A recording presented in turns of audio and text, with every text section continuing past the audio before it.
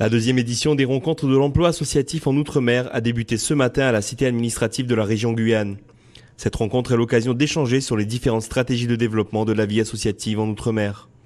La problématique de l'emploi associatif sera posée, étudiée, et j'espère que les associations vont pouvoir se mettre ensemble, regrouper des problématiques et puis surtout des propositions, de sorte à pouvoir soumettre ces propositions au plus haut de l'État, parce qu'il y a quand même un problème qui se pose sur la pérennité de l'emploi dans la vie associative.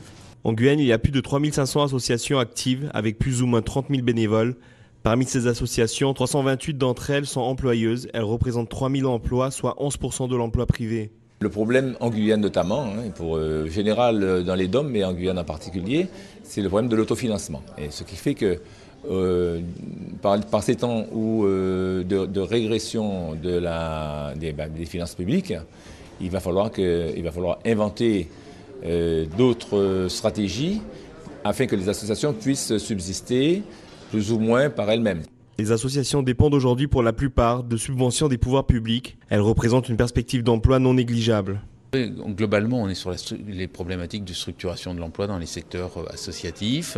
C'est comment on pérennise les emplois, comment on trouve les financements, comment on accompagne les jeunes dans leur insertion sociale et professionnelle, comment on les forme, comment on aide les associations à gérer la complexité du rapport entre les bénévoles et les professionnels. C'est des thématiques qui sont assez régulières, qui sont un peu récurrentes, mais sur lesquelles il faut accompagner le tissu associatif pour qu'il se structure et qu'il soit de véritables employeurs. Durant ces 2 jours, plusieurs ateliers thématiques seront proposés afin de pouvoir analyser la situation dans son ensemble.